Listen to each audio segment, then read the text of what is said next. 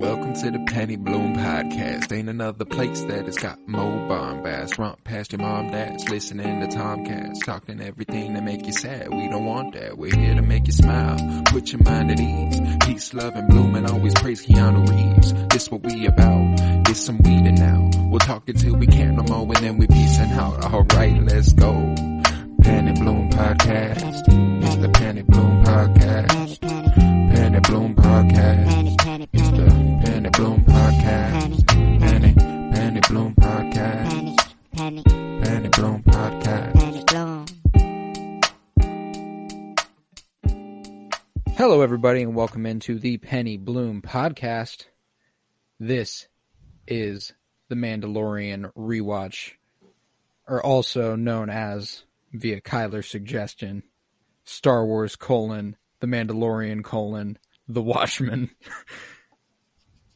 And I like that idea. Maybe we'll say it every episode, but I just don't think it reads well. I just really love to, try to incite some confusion with people looking for a Watchmen podcast. Yeah, they're like, I wanted to talk about Dr. Manhattan. Listen, if you get both the Watchmen crowd and the Star Wars crowd, we're looking at double viewership is all I'm hearing. So you're welcome. Yeah, I might take the suggestion. We are here to talk about the season 2 premiere of The Mandalorian, though.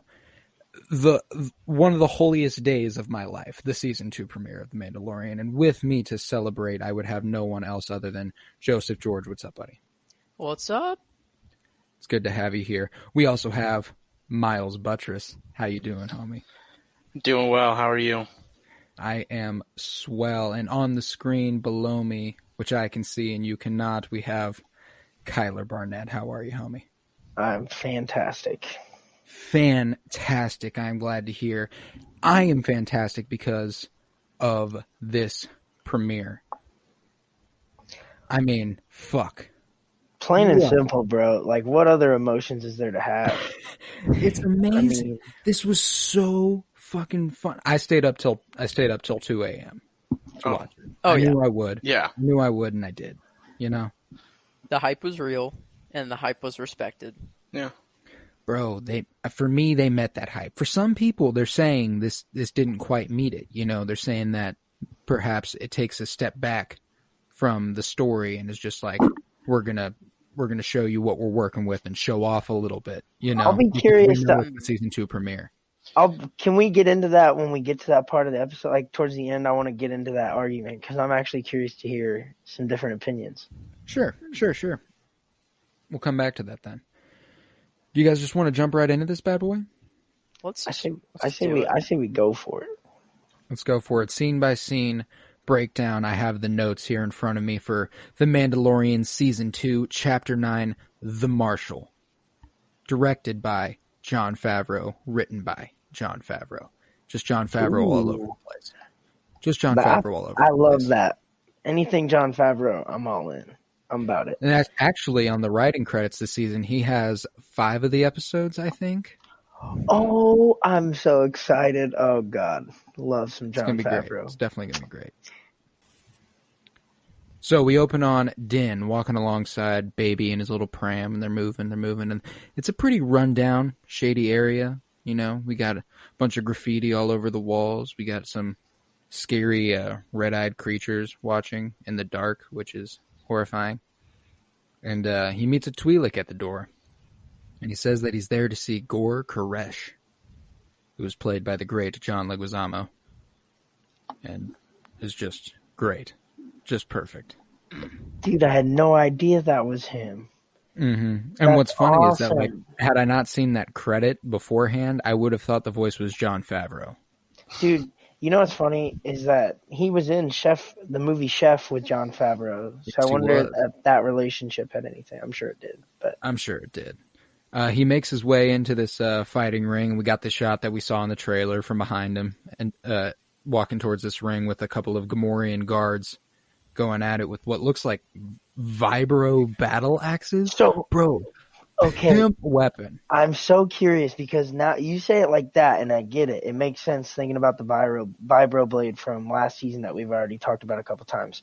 But I wondered if this was like So that way they couldn't use the actual blades. If it was something that they had put like the fighting organization or whatever it would be, like they to kept those. blunt them. Yes, so that way they couldn't chop the hell because then it's boring. That would be over in one swing. Whoever hits first, you're gone. So I don't know. I wondered if that could have possibly been a thing. That's a good point. I hadn't really considered that. I like to think that that's probably what it was, because I was wondering how the fight was going to go otherwise. This guy was about to kill the other guy, so he just got up and shot the other guy. I also think yours has a lot of merit too, because I think that's not out of the realm of possibility at all. So just the way they acted, that's what I was thinking of. Yeah. But they make their way through this room, and Baby is clearly confused by the fact that people are just watching these two go at it and not interfering whatsoever. He's like, keeps making these little coups, and they sit down next to Gor Koresh, and he tells them, "Wherever I go, he goes." And Gor Koresh is like, "So I've heard." And I'm like, oh, he has this reputation that he just carries this baby with him. Space Batman Dad Edition. Think about how implausible it would have been to hear that a year before that, to hear this specific Mandalorian.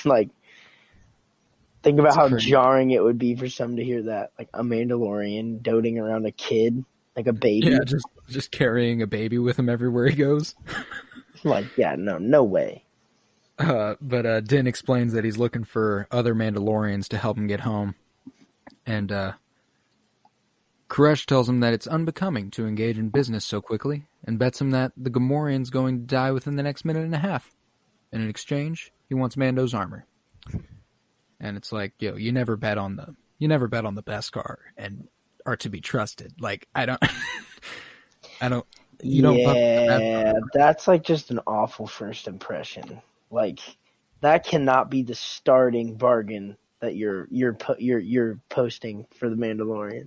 Yeah. Absolutely. You're asking him for his religion, basically. You definitely can't that lead. Is his religion. You cannot lead give it up that for one little fight. Absolutely not. And Din is obviously not receptive of this idea, and he says that he's not going to leave his fate up to chance. And Koresh says that he won't either, and he just smokes one of the Gamorreans. He's like, I knew he was going to die because I planned to kill him. This was the loophole. This was the joke. It was all very funny. What a smart guy. And then, Koresh and his boys turn their guns on Mando and Baby, and we know that's super dumb. Mistake. Yeah. Just mistake number one. And this was another Batman-ass scene where he's just fighting and takes down all these guys. And Koresh thanks him for coming, as he usually has to hunt the Mandos down. And he tells Den again to hand over his armor, or he dies.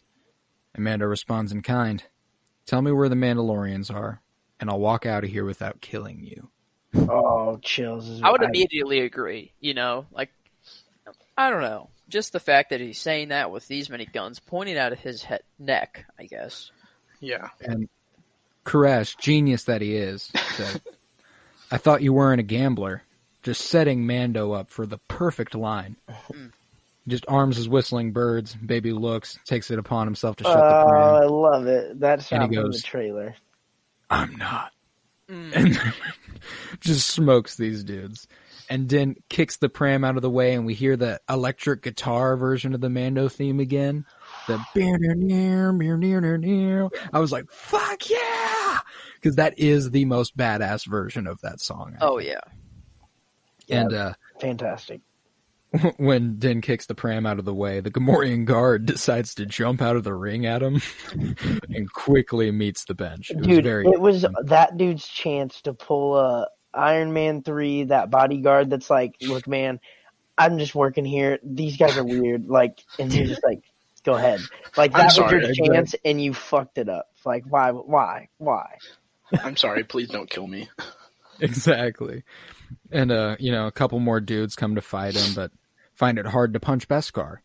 And when a couple more come with weapons, he whips out the vibroblade, stabs one, and throws the other one into his chest. I love the layers of fighting we get in this, the different types you see in just this one scene. It really was refreshing. You get Mando being super combative, like hands-on, and then you get him being just like a total badass with the whistling birds.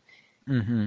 Also, a great time to draw the comparison, and given recent events in an NFL football game, punching Beskar equals in this world punching a helmet. Like, what the hell? Yeah. Why did they do that? Why would you do that? Why? I was going to bring that up too, because I feel like that's the equivalent in real life. No. It's just like, it doesn't make sense. Now, recent things have come to light. I totally understand why Javon Wims freaked the frick out and punched the shit out of him, but I still don't understand the punching of the helmet. Like, you have an entire, like, midsection in front, like, for at least in football, like, that you could punch. But I mean, you could go for the abs, you could go for the side. Exactly. But, like, let's go for Why? the one protected part of his body. What a tangent, man. I was not expecting that. No, yeah, I like to think of myself as a multifaceted individual. Well, yeah, I mean, I like to think that Beskar hits a little harder than that football helmet. Oh, no, absolutely. just wanted to draw a little real-world comparison. Absolutely. And amidst all this chaos, Koresh had panicked and ran away, heading outside, and he tries to run, but Mando catches him with the grappler. He quickly wraps up his legs and hangs him upside down from that light pole. I was like, Batman is fucked. This I really feel like started off for me just the concept of viewing this episode out of all. I know we've talked about how this is like a Western in space kind of thing, but like this episode especially, just leading off with that, like I just got such Western vibes with the rope essentially he used and then hanging him up in like the middle of the street. Like that just seems so Western to me. Yeah, 100%. I feel like the entire, like this entire show has very much had Western vibes to it. I feel like this episode in itself just heavily went. All right, you thought previous episodes were Western. It is a Western. We just remade a Western from the 1980s. It's called the in Marshall. Space. Yeah, it's called the Marshall. This is a Western. Koresh gives in here and he says that he'll tell Mando where the other Mandalorians are, but he has to promise he won't kill him. What a promise. Again responds in kind, I promise you will not die by my hand. Ooh. And in this moment, I was like, how is he going to kill this guy? I was like, how is he going to make sure this guy is dead by the end of this? Just have Baby Yoda clap. That's what I thought he was going to do. I thought Baby Yoda, over the span of this season, or in between, I thought he just force choked or like just, blasted people's heads off. But I was very disappointed to not see that. But I'm actually very glad that is not the route that it was taken.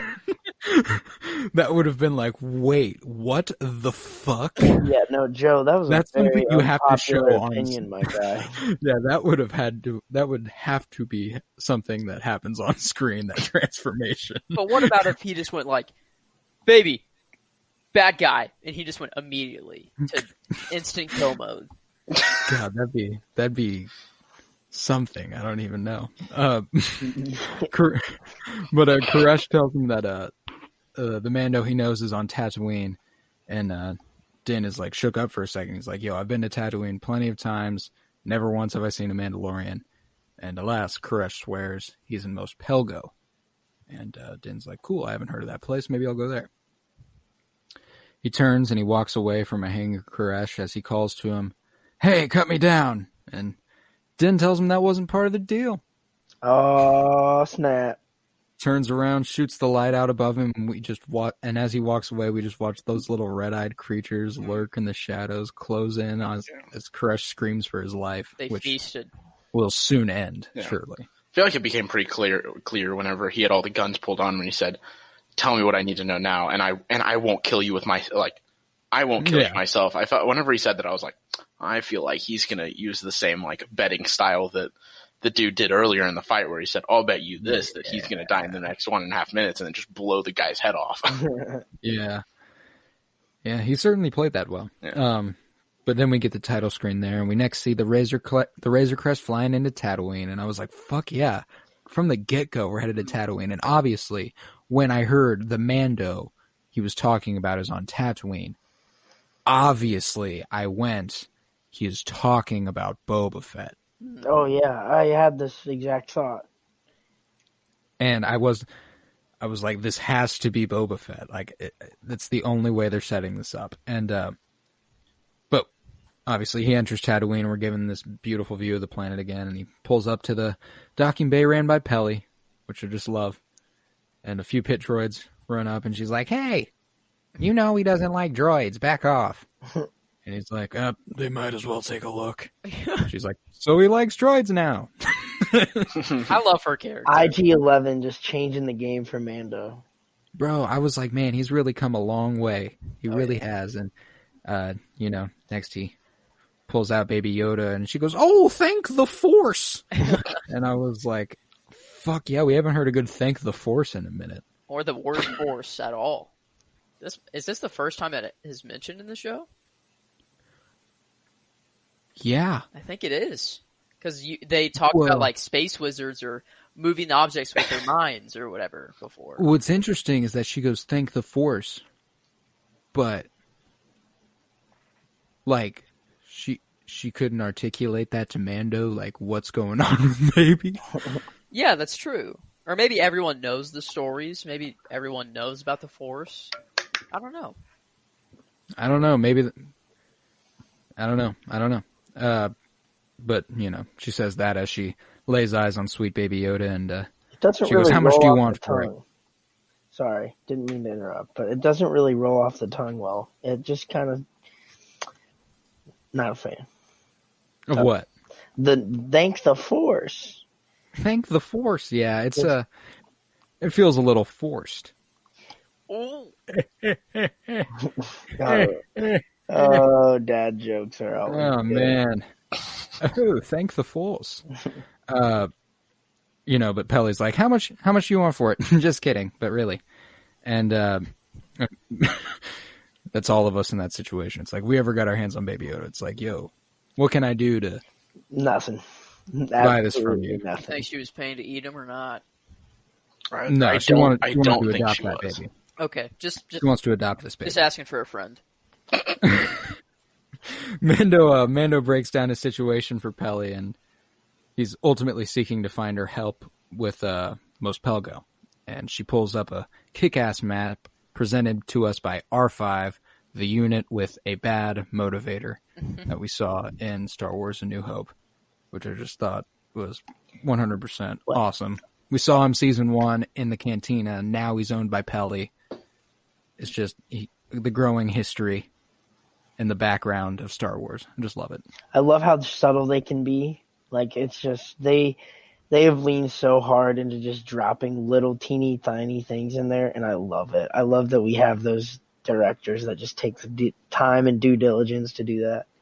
Absolutely. And on this map, she shows him Mos Espa, Mos Eisley, and Mos Pelgo. She explains it used to be a mining site, and that they'll definitely see him coming. And he's like, "Yo, can I get a speeder bike?" She's like, "Of course." So we're off again, just quickly moving. I was like, "Damn, we're rapid fire." No, it did feel very quick. And Baby Yoda's in his bag, literally, which is just adorable when he's attached to the speeder. He's like hanging off the back, though. Like he's hanging. Yeah, I was a little afraid it was just gonna detach and just tumble.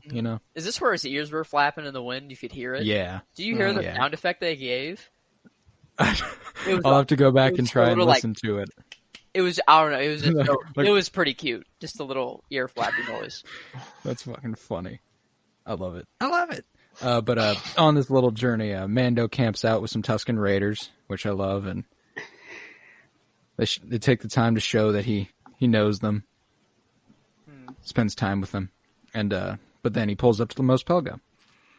And Mando scans the scenery before making his way to the local cantina, and lots of looking and disapproving eyes. They all seem pretty fucking pissed this guy's here. Confused, even. And Baby waddles behind Mando into the cantina, which is just really cute.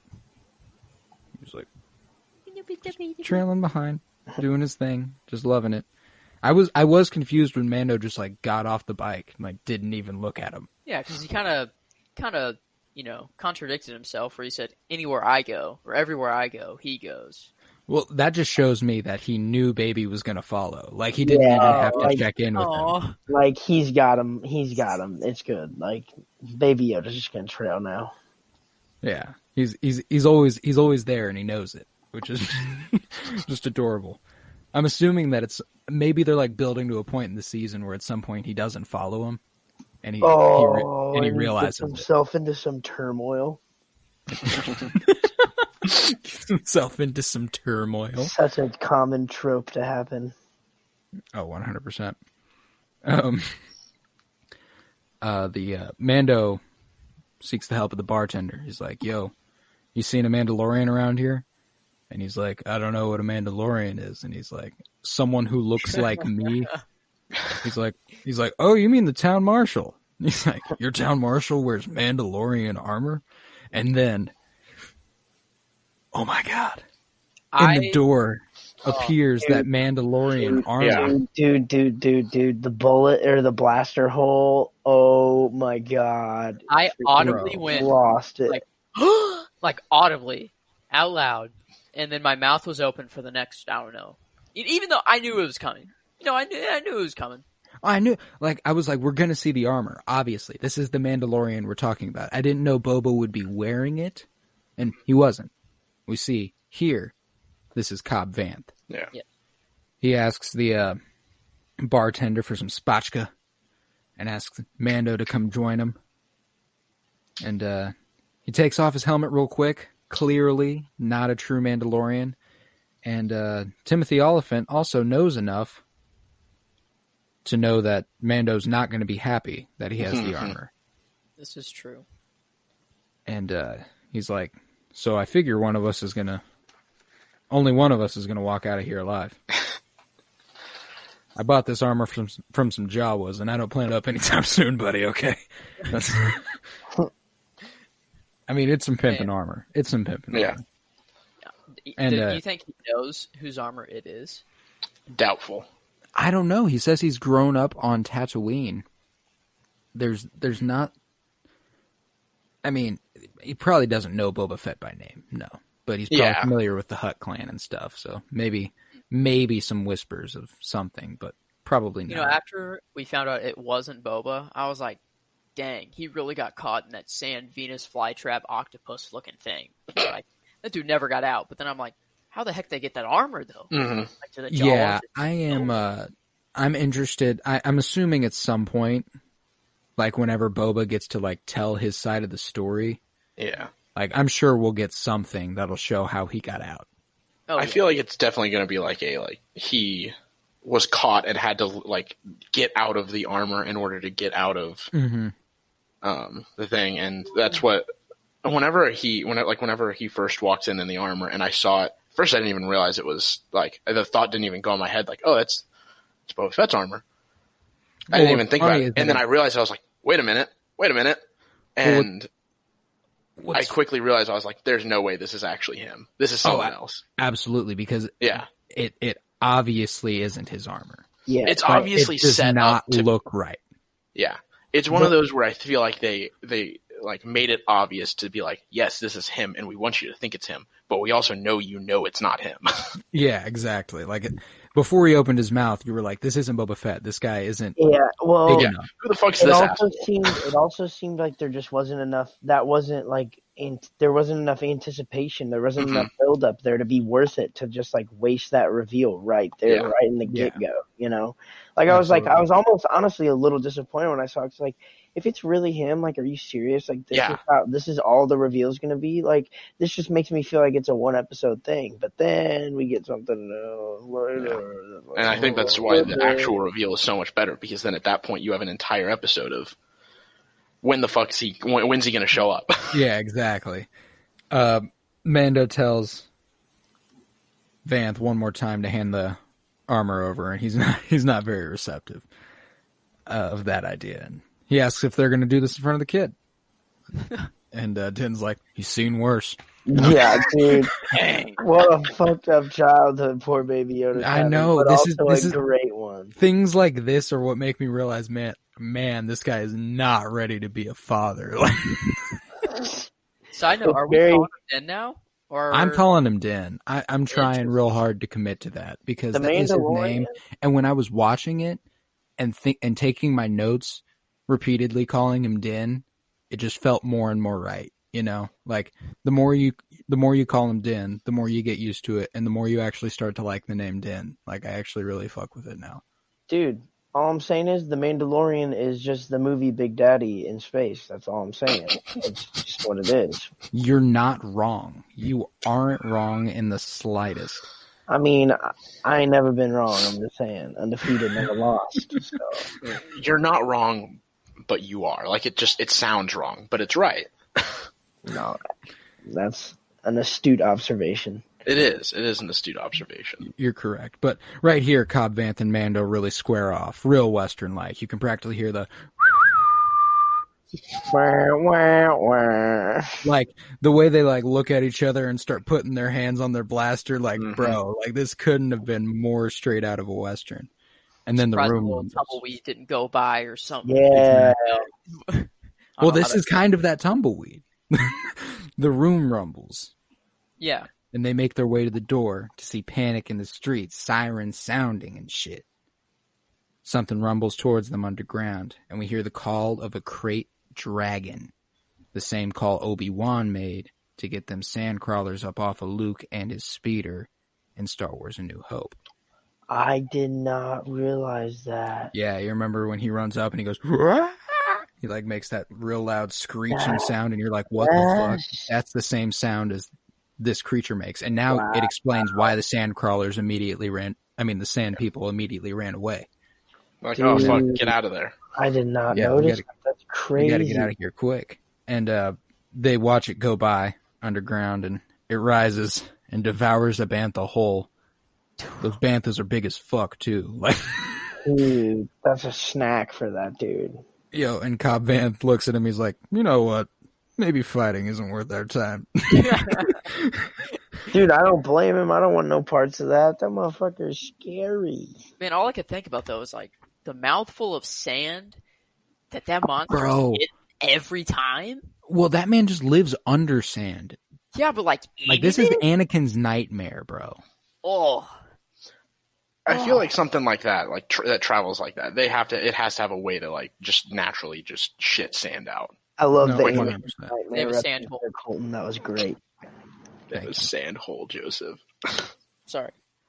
But after he decides like maybe fighting's not their time, we get this shot of Baby, who meanwhile has jumped into this little vase for protection, which is just adorable. I love how resourceful he's getting. He's getting so he's smart. He's like, I'm going to jump. Intelligent and like he knows it, so he's just extra ornery all the time. I wish we would have gotten a shot of him going into the vase because, like, his ears were too wide. Yeah. No, and they had to like kind of like fold upwards, so he would have looked like a green rabbit at the time. And I really wanted to see that. That's all I could think about for like 10 minutes after that. That is so cute to think. Yeah, that's all I could think about. Wow. That'd be so adorable.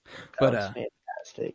After this, Cobb Vanth explains that the creatures terrorized the area, and that he's been able to protect them against humanoid threat, but not quite something like that. He tells them that he knows where the creature lives, and that there they can take it out. And we get a pretty kick-ass flashback as they mount their speeders, which, by the way, Cobb Vanth's speeder looks a lot like part of Anakin's pod racer. Oh yeah. From episode 1. So much. As soon as I saw those two, like the two long and pointy things on the end, right at the engine that they kind of flex in and out. Immediately, I was like, "Oh my god, you've got to be kidding me! There's no way." I mean, that's probably a pod racing engine. Maybe not Anakin's, but it resembles it quite a bit. No, yeah, my first watch, I recognized it. I didn't really put the two and two together, but I'm like, man, this really looks familiar. Oh yeah, I didn't quite put it together.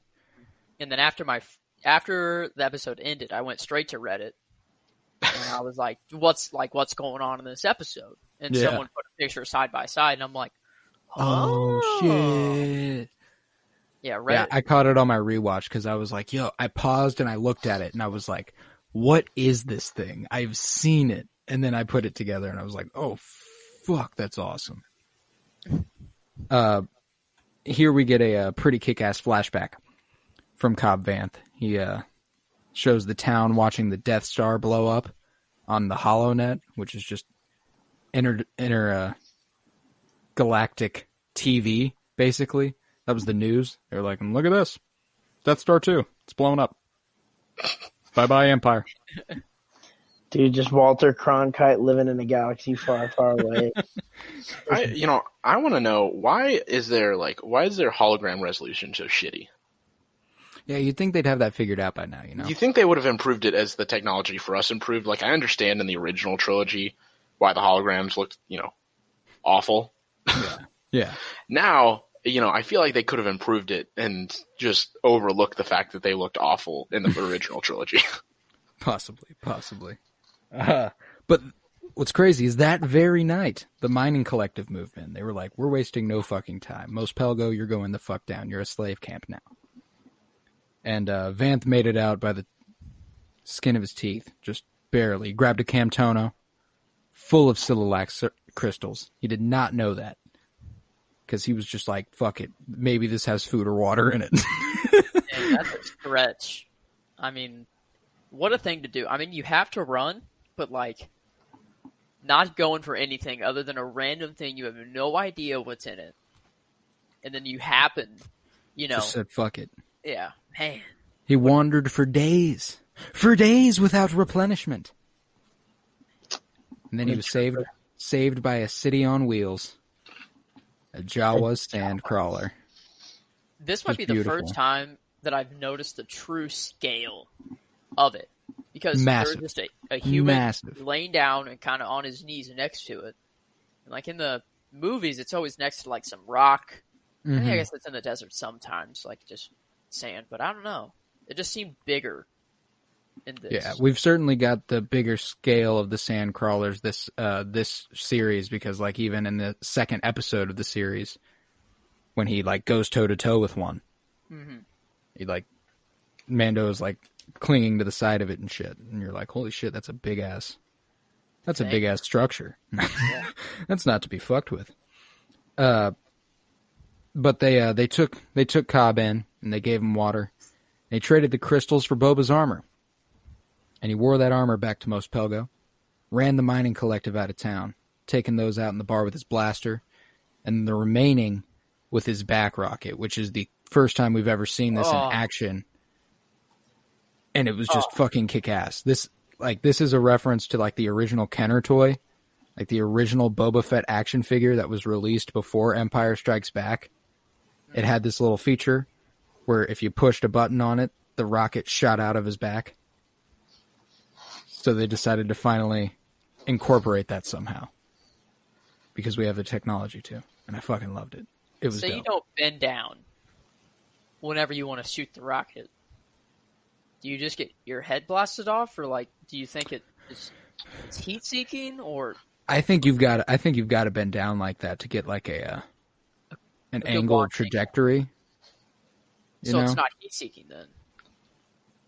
Well, I don't think it's trace. I think it is just a projectile that shoots at a certain speed, and then you have to judge the gravity and drop Why off. did he lock on? I feel like it has to be seeking of some sort. There has to be some sort of lock-on system. Yeah, because there's no way he that never you can missed. Just be all right, let me angle my back at the correct trajectory for. But it doesn't it shoots with lob, arch in it. I don't. Well, yeah, but I mean, seeking things can shoot like that. It shoots up to start and then it levels out. Yeah. I don't know. It was a kick-ass weapon regardless. Yeah. Oh, yeah. But we return from this flashback and they pull up on their speeders in a valley of sorts to the sound of some sand people. And then some creature emerges and has multiple friends. And it's a weird, scaly-looking motherfucker. And you're like, yo, this thing's kind of freaky, but kind of cute. And Din speaks Tusken to the creatures. And they understand and are extremely endeared by him.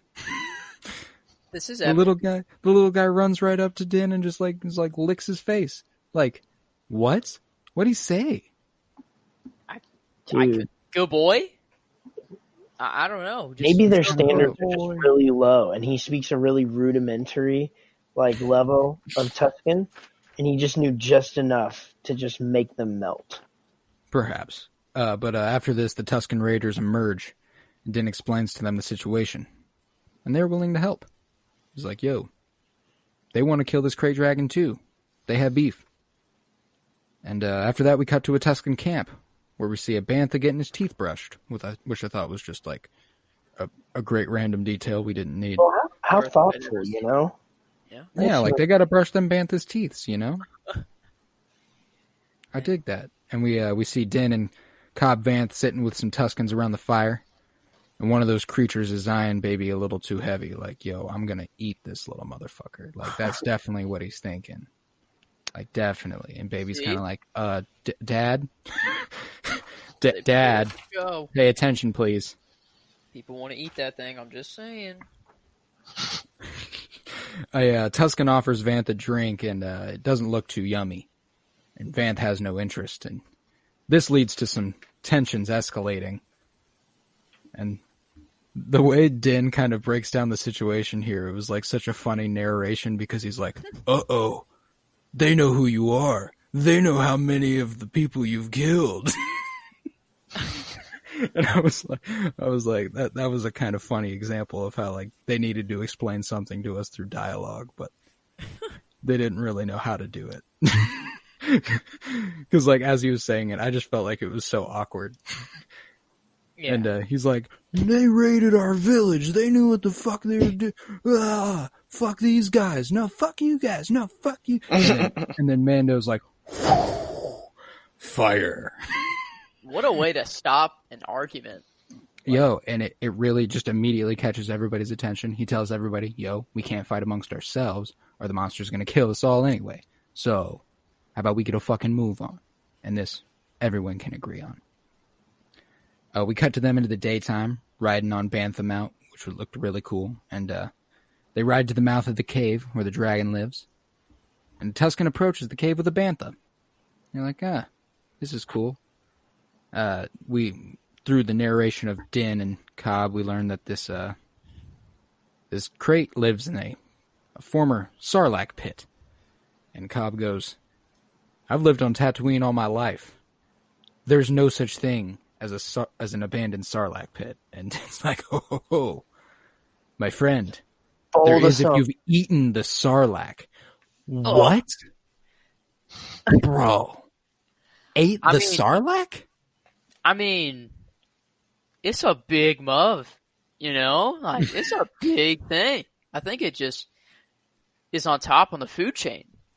Yeah, but fuck, I didn't think... Yeah, but...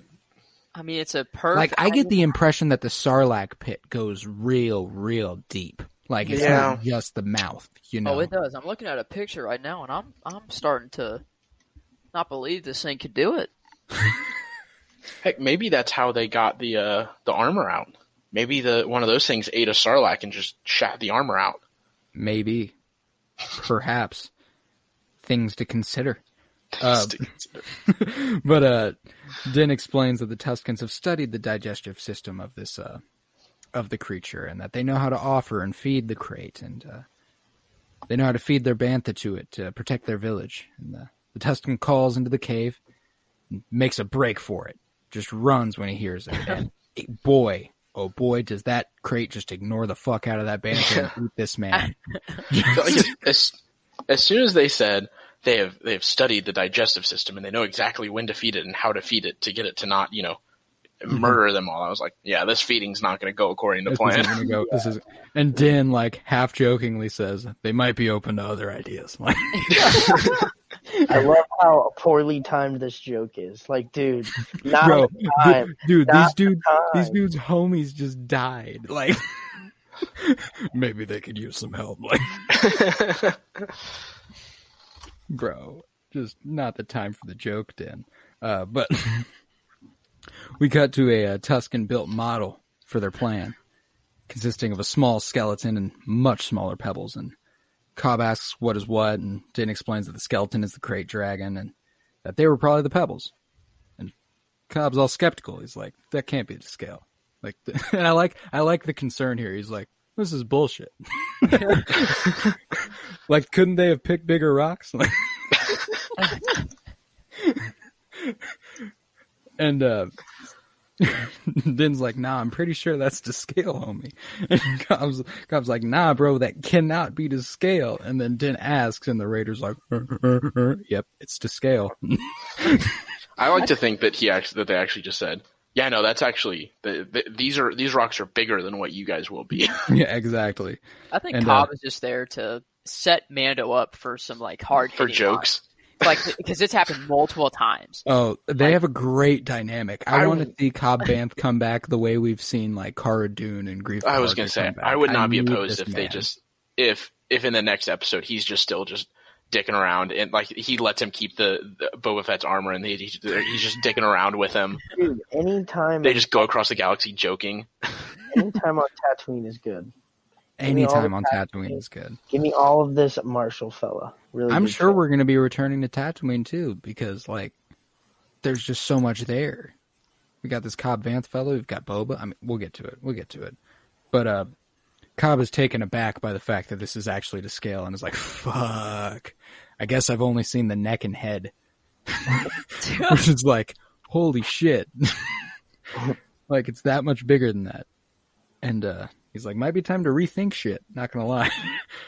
And he's like, they start sprinkling more little pebbles around, and he's like, yeah, that's more like it. That's what we need. And he's like, how do we get that? And Din's like, I volunteered your village. Oh, okay. I volunteered all of Mos Pelgo for reinforcements. You had no say in this at all. But it was the right move. It was the right move. They had to come together right now over me. I just love how you didn't even ask him beforehand. You're just like, we need a sound effect for every time there's a really nice pop culture reference. We really do. But next, Cobb and Din make their way back to the cantina, where they address the people. Cobb steps up and explains the situation. That Mando wants the armor back, and that he has an exchange. He says that it's only a matter of time before this crate dragon stops feasting on the bantha and starts targeting the people of the town. Or so help us God, the school. Yeah, I love the fear mongering. I love how he turns to fear mongering there, just like really just going for it. Just really, he's like, bro, we got to do this shit, or they will kill our children. Really, I mean, everyone was kind of in. Mando's just really poor about picking and choosing his words and when to say them. I mean, he just made that joke about the guys getting clapped.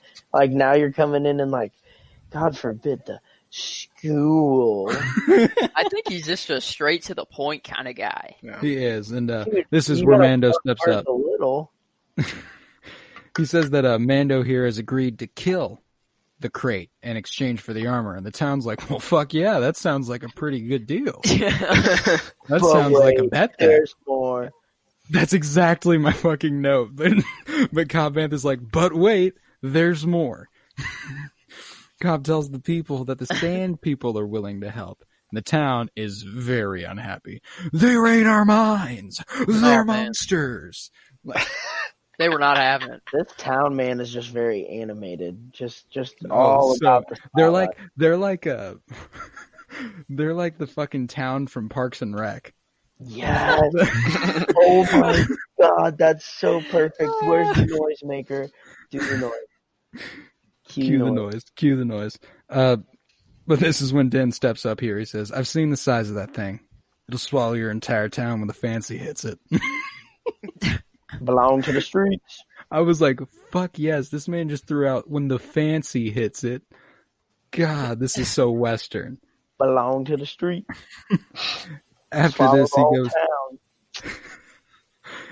goes to bat for the Tuskens, saying that yes, they are brutal. Yes, they have murdered several of you.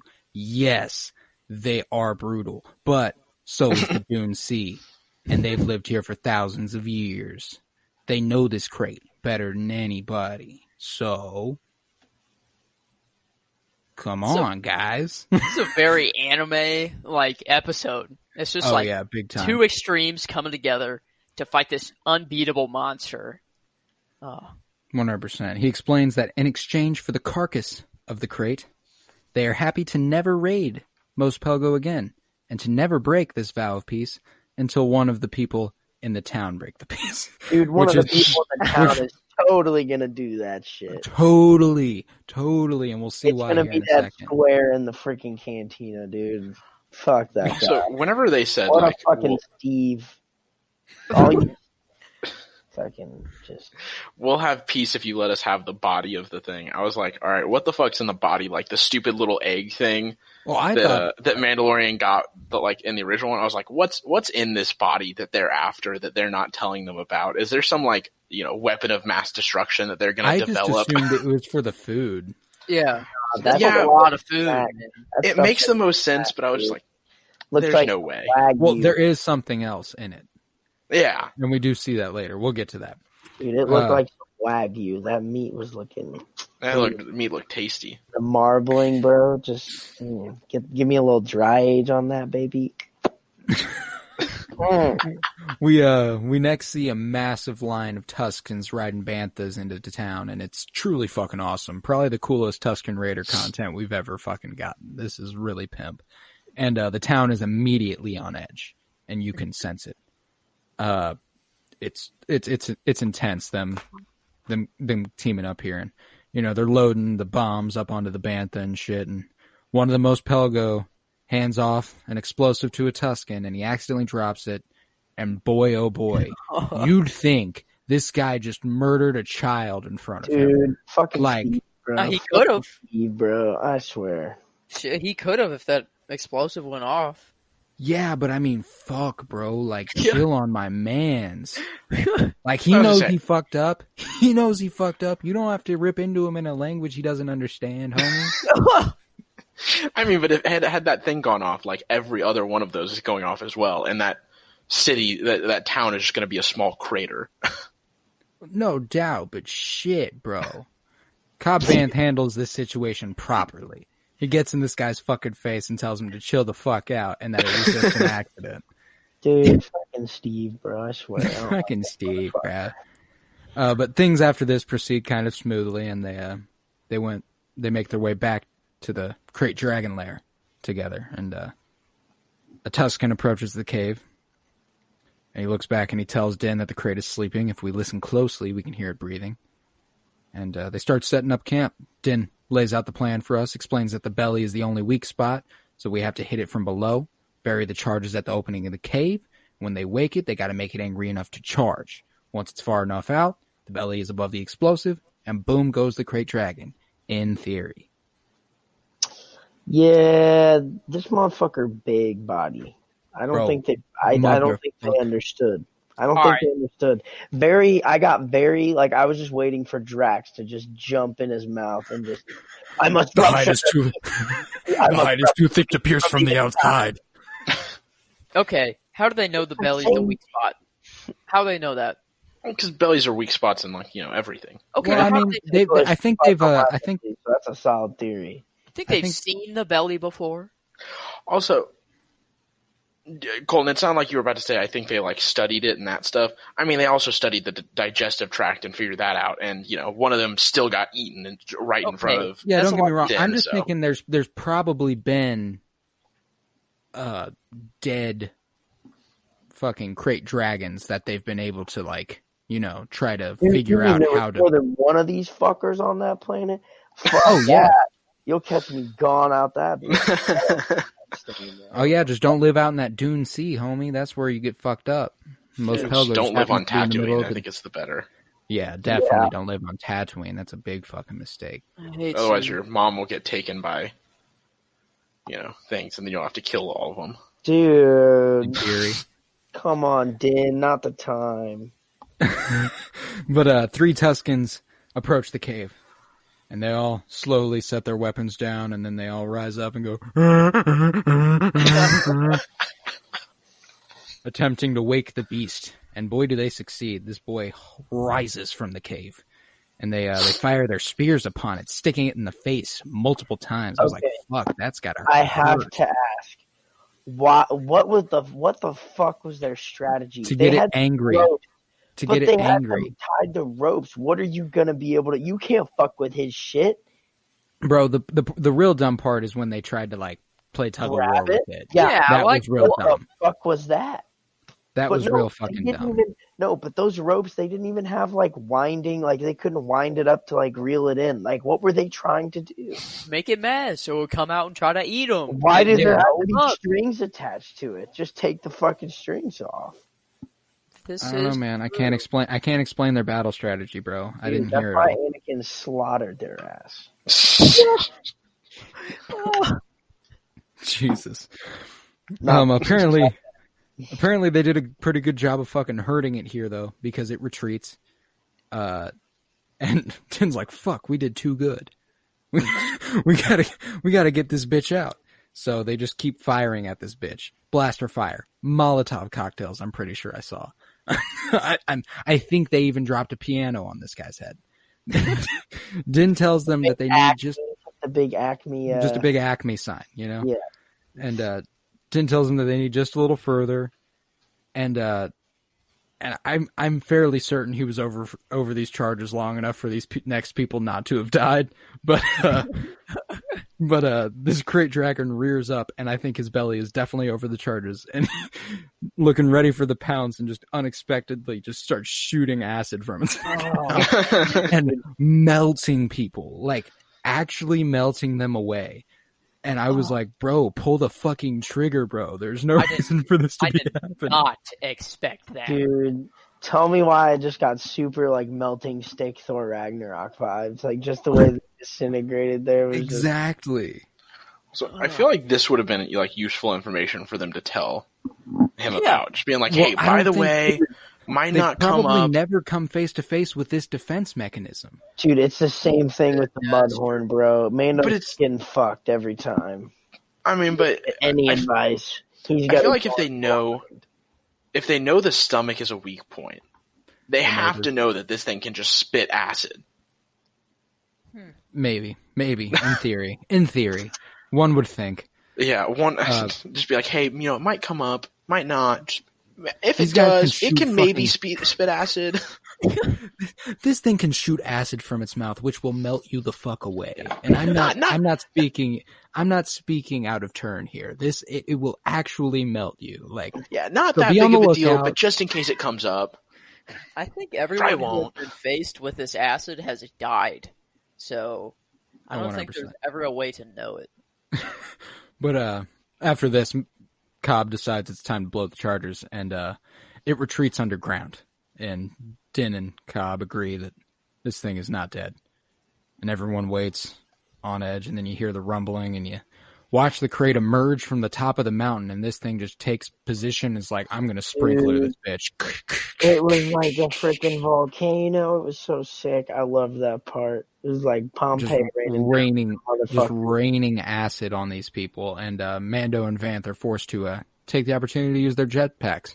Fuck this dude up. Super cool excuse to use the jetpacks. Oh yeah, dude. Seeing the Boba Fett armor getting back up in the air like that was like beautiful. Oh man, beautiful. They fly up on it, start firing at it, not doing much damage, but enough to distract it. And when the crate lunges, they fly off, and it retreats underground once again. And they wait again. Rumble, rumble, rumble, rumble. It rises several feet behind them and attacks, making dives at the people around. And Din gets an idea, tells Cobb to get its attention. And he does so by aiming that fucking jetpack rocket right at the crate's eye. Like, bro, nailed this man's eye. Just blew that shit out of the water. And Din's like, well, that did it. Good job. And he's like, well, what do you want me to do? He said, watch the child. Bah!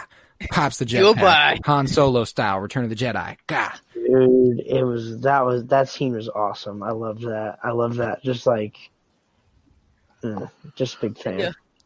Just a big fan. Big callback vibes, you know? Yeah, big Iron Man 1 vibes just flying out of the cave. Oh, yeah. It's out of fucking control. Din grabs hold of this bantha. He arms the charges wrapped around it. And then the bantha takes off. And he's like, oh, fuck. Come. Hey, dude, stay what here. do you think was going to happen? This thing's smart enough to know what you're setting it up for. Dude, I was like, oh my God, I hope he doesn't have to. I was like, please take the charges off the bantha. Like, please. No, bro, this bantha was going to die. He was willing to sacrifice this bantha, no questions asked. And the crate just fast approaching. I'm like, yo, what the fuck's gonna happen? What the fuck's gonna happen? What the fuck's gonna happen? And then it just dives down, curtains, dead. I was like, yo, what? He just ate this man. He just fucking ate my guy here, all right? And I was like, yo, what the fuck? And, you know, Cobb watches on, confused as fuck. Baby looks on, making very sad noises, which makes me very sad. Everyone around's in dismay. They're all just like, yo, what the fuck did this man just do? And was it even worth it? Then the crate rises from the ground again, opens his mouth in a roar, lined with lightning from the charges, and Din emerges via jetpack, and it's glorious. He blows the charges wrapped around the bantha, and now, this crate dragon is definitely fucking dead, bro. Yeah. We watched that bitch explode. Yeah, no. So The hide was here. too thick to pierce from the outside. It must be pierced from within.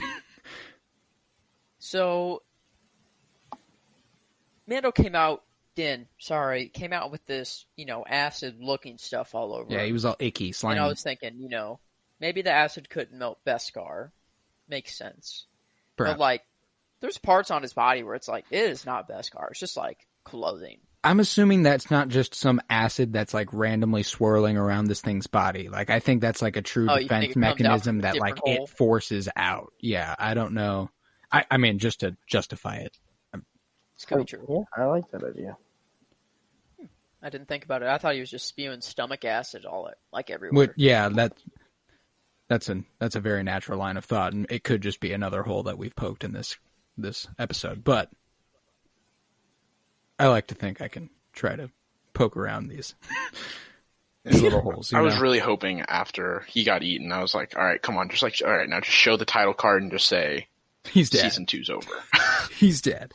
But the Sand People celebrate properly by picking the meat off the bones. And Mando takes a nice slab of meat and Boba's armor. And after this, the Tuskens emerge with a white pearl, which is actually from the game Star Wars Galaxies, which is from a very long time ago, which you could play as Sand People fighting against a crate dragon. And when you won, you could find this pearl. Colton, I love that you know that. It's my job to know these things, man. I'm here to talk about them. How much do you think that thing's worth? That pearl? Dude, to that at least like $1 or $2. There's Tuskens, bro. That thing's worth like their entire lives. You think? Well, clearly, since they risked, a bunch of them. It has to be very rare. Oh, yeah. If I was Mando, I would boonk the shit out of that thing. Wouldn't be the first time the Tuskens got freaking slaughtered. Damn. Bro, you just keep making jokes too. about the Tusken genocide, bro. Not the time. Listen, they deserve it. Jesus fucking Christ. But, this episode ain't over yet. Din rides off with the armor. And I was like, in this entire episode, I was thinking like, when are they going to show me 2 fucking suns, bro? When are they going to show me that 2 suns are in that fucking sky? I was like, they are saving it for something. They are saving that shot for something awesome. And then, as Din rides off in the distance, we see those twin suns surrounding one Boba fucking Fett. Dude. Old as fuck looking, too. You really think it's Boba? And what do you think? You think his mission is to get his armor back? It is 100% Boba. He either wants to get his armor back, or he wants to confront, Mando, Din, to see about Baby Yoda. Because I saw that tweet. That tweet that I sent Joseph and Kyler a tweet that was like, the only substantial bit of character information we have about Boba is how much he cared about his dad. So that should be the only thing that influences his storyline here with the way he views Mando and Baby Yoda. Like, yeah, I am confident that he is going to be kind of with it. Oh, yeah. I mean, I would presume, there's no way that they would Mando and Boba would fight, and then one of them, I don't think Mando would die. I think if one would to die, it would be Boba, but they wouldn't do that. No, Mando's dying, and Boba's going to be the new daddy for Baby Yoda. What I'm thinking is that Boba's trying to get his armor back, all right? Mm-hmm. But, Mando's not just going to give him his armor back. Do you think there's any chance, sorry, I didn't mean to interrupt, but do you think cool. there's any chance that this could be Rex or Cody or somebody? No, this is Boba Fett. No. They would not have done everything they did this episode. The clones aged too quickly. They wouldn't have done everything they did this episode and then not gone Yeah. with Boba Fett there. That has to be Boba Fett. Otherwise, it's also kind of unclear. Yeah, because I don't know if you watch any of them, but in Rebels and things like that, the clones were all 90. They age super quick. Okay, fair enough. But earlier on, we had the episode of the Spurs. We heard the Spurs and we're like, oh my god, it's Boba. Yeah. He's in his armor, or was he just in his boots? He was just in boots. I don't think he was in his armor. Okay, because I don't remember if we saw anything. Well, but my was that theory, Boba or no? I have another theory that because the only the garb we see him wearing, mm-hmm. I think he may have spent some time with the Sand People as well. Mm. Okay. I think perhaps he was, looking for a way to survive in the Dune Sea, and that was the only way. Do you think Boba has retired from his old ways? I think he'll still follow the mighty dollar. I don't think we're going to get a brand new character or anything.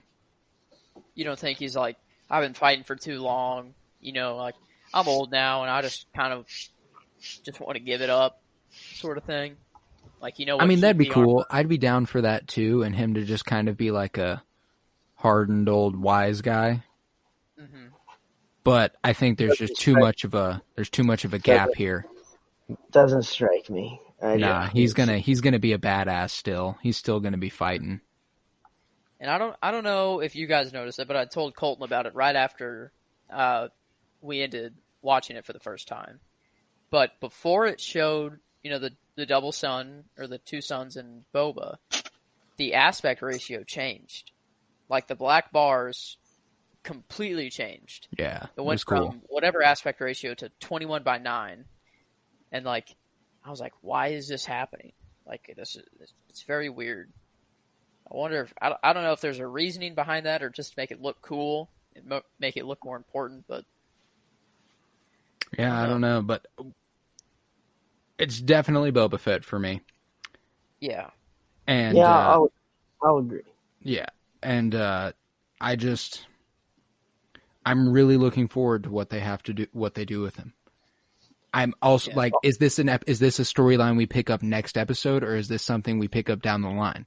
I really hope so. I really want to get into some meat, some meaty, let's just jump into it. Let's just jump into this Boba storyline here. I think it's definitely happening. Bad. It's Especially happening. having to wait for the episodes. Oh god, I need it. They didn't show the Razor Crest leaving Tatooine at the end of the episode. They didn't do any of that shit. I'm thinking we start next episode on Tatooine and we see Boba Fett with Din next episode. Yeah.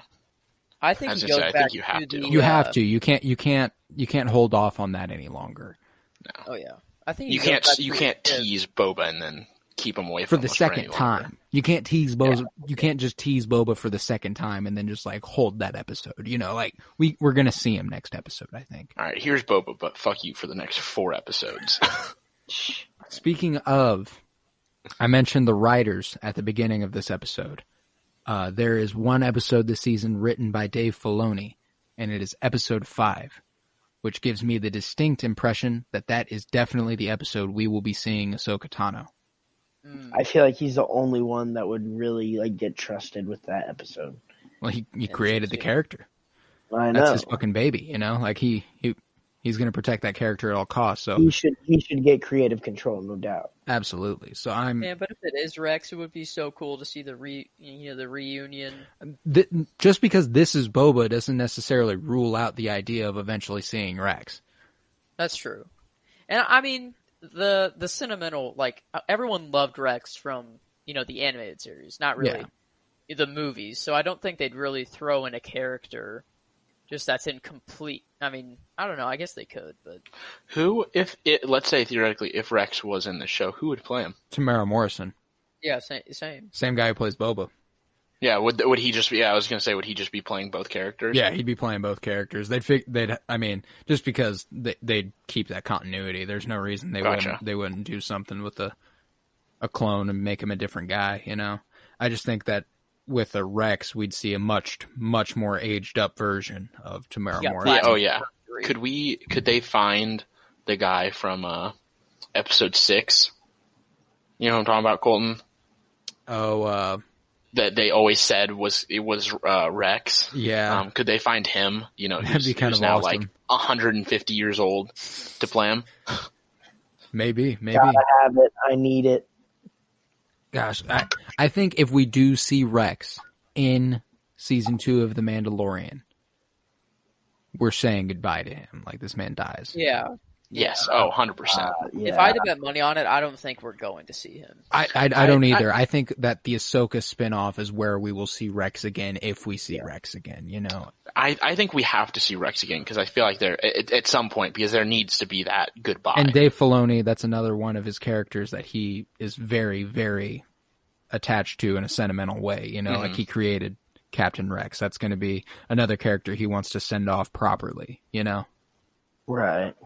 So, whether it be in The Mandalorian or in whatever they do with Ahsoka in the future, because they're going to do something. We'll see Captain Rex again, like, no doubt. True. Guys, I'm excited for episode 2. Cannot wait. I can't wait. Week to week is a struggle, Yes, it is. Yeah. But I kind of love it. I live for 2 a.m. Friday morning. Sam. This is the way. This is the way. This is the way. Well, guys, this has been a fucking joy. I will see you next week. Shall I? Absolutely. I have been Colton Robertson. I was joined by Joseph George. Thanks for coming. Thank you for having me. Of course. I was with Miles Buttress. Thanks, bud. Anytime. Next week, even. Thank you, Kyler Barnett, for joining me. Always a pleasure. Always a pleasure. And this has been the Penny Bloom Podcast. Peace, love, and bloom. And always praise Keanu Reeves.